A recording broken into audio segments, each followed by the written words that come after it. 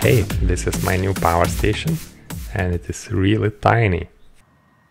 But look, it has enough power to plug and charge my electric bike. Though I got the station to use with my drones, as it is so compact and it fits nice in my drone bag. So I can fly my Power Pico drone, which chews through batteries so fast, but that does not matter, because I got my power station now. So I can recharge drone batteries on the spot.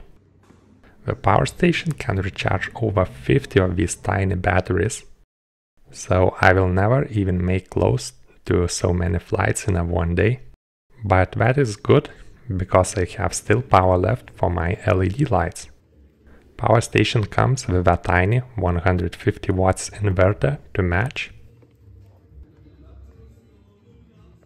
So we can have a photo shoot and an exhibition in this abandoned factory because of my power station.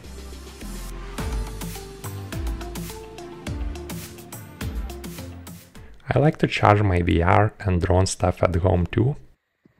Because of the free solar power, I have this solar setup in my balcony and I can top up the little power station with a USB Type-C cable, which is so nice as this station is about the size, so it can even be charged with a little iPhone's wall charger on a trip. I did show the inverter, but I actually rarely use it, as it is just a lot of extra bulk to carry. Here is a USB-C charging cable from Gapper-C for my drones. It outputs 20 volts from a USB Type-C. And my drone charger doubles as a power supply output. It can output any voltage up to 28 volts. But here is €5, a USB Type-C trigger that outputs 5, 9. Here is a fan running at 12 volts.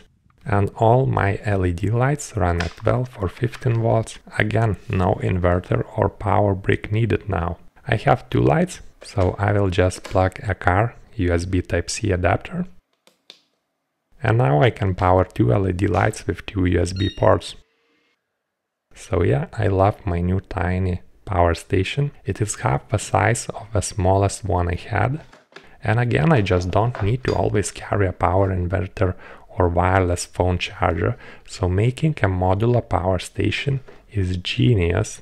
It is the smallest one and still it holds more charge with 220 watt hours over the old one. And of course I can take the inverter or car adapter with me if I'm actually planning to use those things.